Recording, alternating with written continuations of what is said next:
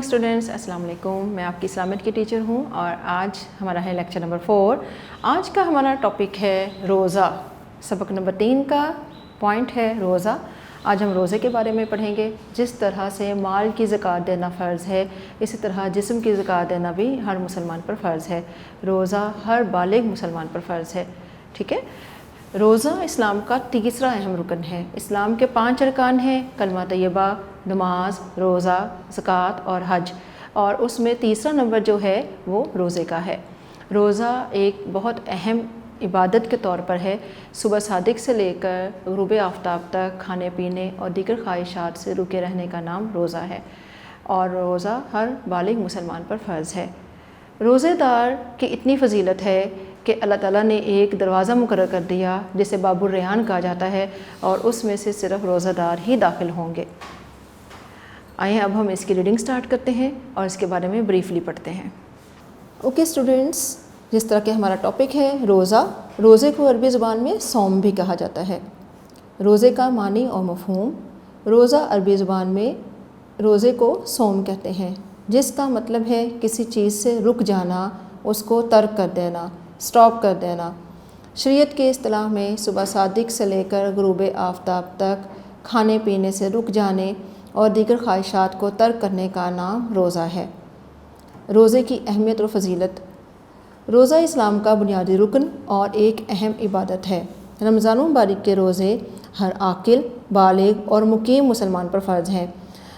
आकिल means जो अक्लमंद हो, जिसको शऊर हो, जो अपना अच्छा बुरा समझता हो, जिसे अक्ल समझ हो कि वो क्या खा पी रहा है, वो क्या कर रहा है। बालिग मीन जवान, और मुकीम जो एक जगह पर ठहरा हो, जिसका मुस्तकिल जगह जो सफ़र में ना हो, उस पर उन मुसलमानों पर फ़र्ज़ है रोज़ा। ठीक है। जिस तरह रोज़े मुसलमानों पर फ़र्ज़ किए गए हैं, उसी तरह ये पहली उम्मतों पर भी फ़र्ज़ थे। कुरान मजीद में इरशाद पाक है सूरह अल-बकरा की आयत नंबर 83, या अय्युहल्लज़ीना आमनू कुतिबा अलैकुमुस्सियामु कमा कुतिबा अलल्लज़ीना मिन क़ब्लिकुम लअल्लकुम तत्तक़ून। तर्जुमा, ऐ ईमान वालो, तुम पर रोज़ा रखना फ़र्ज़ किया गया है जिस तरह तुमसे पहले लोगों पर फ़र्ज़ किया गया था, ताकि तुम नाफरमानी से बच सको। रोज़े का मकसद इंसान के अंदर तकवा की सिफ़त पैदा करना है। तकवा परहेज़गारी। तकवा से मुराद है कि इंसान अल्लाह के डर से, बुरे कामों से बच जाए, हर अच्छे अमाल करे। जब कोई इंसान रोज़े की हालत में होता है तो वो कोशिश करता है कि वो बुरे काम ना करे, गाली गलोच ना करे, किसी को बुरा भला ना कहे, किसी के हक़ तलफ़ी ना करे, किसी का बुरा ना सोचे। कुरान मजीद की रूह से रमज़ान मुबारक के रोज़े हर मुसलमान पर फ़र्ज़ हैं। अलबत्ता जो शख्स बीमार हो या सफ़र पर हो, उसे रोज़ा छोड़ने की इजाज़त है। जैसा कि मुकीम मुसलमान, मैंने यहाँ पे ज़िक्र किया था कि वो मुसलमान जो सफ़र में ना हो, जो एक जगह पे हो, उसे रोज़ा छोड़ने की इजाज़त है। बीमार शख्स, मजनून शख्स, जैसे कि आकिल शख्स वो होगा जिसको अक्ल होगी, जो मजनून ना होगा या बीमार ना हो। बीमारी भी ऐसी कि वो बर्दाश्त ना कर सकता हो सुबह से शाम तक भूखा प्यासा रहना, उसको अल्लाह ताला ने रोज़ा छोड़ने की इजाज़त दी है, लेकिन बाद में रखना ज़रूरी है। सुबह सादिक से सहरी का खाना खाना और सूरज गुरूब होने के फ़ौरन बाद अफ्तार कर लेना दीन की तालीम है। रोज़े के अजर व सवाब के बारे में नबी अकरम ख़ातमुन नबीय्यीन सल्लल्लाहु अलैहि वसल्लम का इरशाद है, आदमी का हर अमल 10 गुना से 700 गुना तक बढ़ा दिया जाता है। अल्लाह ने फरमाया, सवाए रोज़े के, क्योंकि वो मेरे लिए है, मैं ख़ुद ही इसका बदला दूँगा। वैसे तो हमारी हर नेकी का अमल कई गुना है, लेकिन रमज़ान मुबारक में जब हम कोई भी अमल करते हैं, कोई भी नेक अमल करते हैं, तो उसका 10 गुना से 700 गुना तक उसका अजर बढ़ा दिया जाता है। रोज़े के फ़वाइद क्या हैं? दिन भर भूखा प्यासा रहने की वजह से रोज़ेदार को गुरबा व मसाकीन की भूख और प्यास का एहसास होता है। मीन्स कि हमें उन लोगों का एहसास होता है जो बहुत गरीब हैं, जो मुफलिसी की ज़िंदगी गुजार रहे हैं। हमें उनका एहसास होता है कि वो किस तरह से सारा दिन भूख प्यास काटते हैं। रोज़ादार को अल्लाह ताला की तरफ से बहुत ज़्यादा अजर मिलता है। रोज़ा बहुत से गुनाहों से बचने का भी ज़रिया है।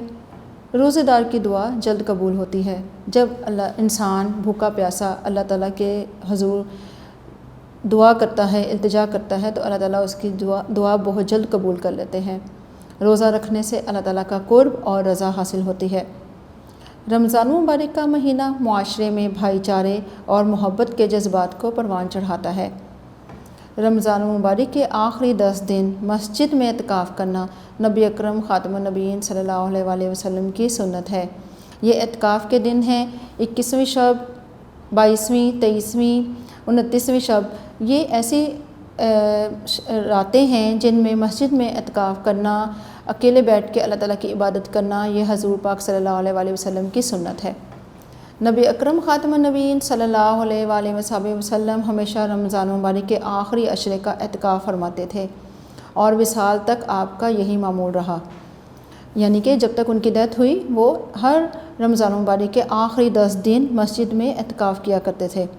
اسی طرح آخری عشرے کی راتوں میں لیلۃ القدر کی تلاش بھی کرنی چاہیے۔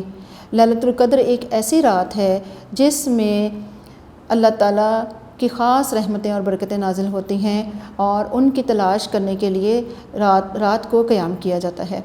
یہ رمضان مبارک کی آخری 5 طاق راتوں میں سے کوئی ایک رات ہوتی ہے۔ یہ بہت ہی خیر و برکت والی رات ہے۔ یہ رات ہزاروں مہینوں سے زیادہ بہتر ہے، مینس کہ ہم پورا سال بھی جتنی عبادت کریں اس ایک رات میں اس کا اجر و ثواب کئی ہزار گنا تک بڑھا دیا جاتا ہے۔ ہمیں چاہیے کہ ہم رمضان مبارک میں زیادہ سے زیادہ عبادت کریں، اس مہینے میں کثرت سے قرآن مجید کی تلاوت کریں، سحری اور افطاری بنانے میں گھر والوں کی مدد کریں اور رمضان مبارک میں غریبوں کا بھی خیال کریں۔ اب ہم آتے ہیں اس کے ایکسرسائز کی طرف۔ درست جواب پر ٹک کا نشان لگائیں۔ یہ سارا کچھ ریڈنگ میں سے ہی ہے، جب ہم اس کو دوبارہ سے پڑھتے ہیں تو ہمیں بہت کچھ کلیئر ہو جاتا ہے۔ عربی زبان میں روزے کو کہتے ہیں صوم۔ رمضان مبارک کے روزے مسلمانوں پر ہیں فرض۔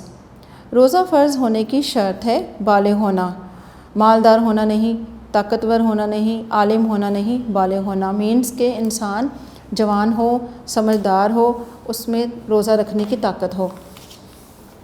حدیث مبارک کے مطابق رمضان مبارک میں آدمی کا ہر عمل بڑھا دیا جاتا ہے 10 سے 700 گنا تک۔ قرآن مجید کی روح سے روزے کا مقصد ہے تقوی اور پرہیزگاری، تاکہ انسان اس سے اللہ تعالیٰ کے اور قریب ہو جاتا ہے اور اللہ تعالیٰ کا قرب حاصل ہوتا ہے۔ اب ہم آتے ہیں اس کے کوشچن آنسرز کی طرف۔ مختصر سوالات کے جوابات ہیں۔ شریعت کی اصطلاح میں روزے سے کیا مراد ہے؟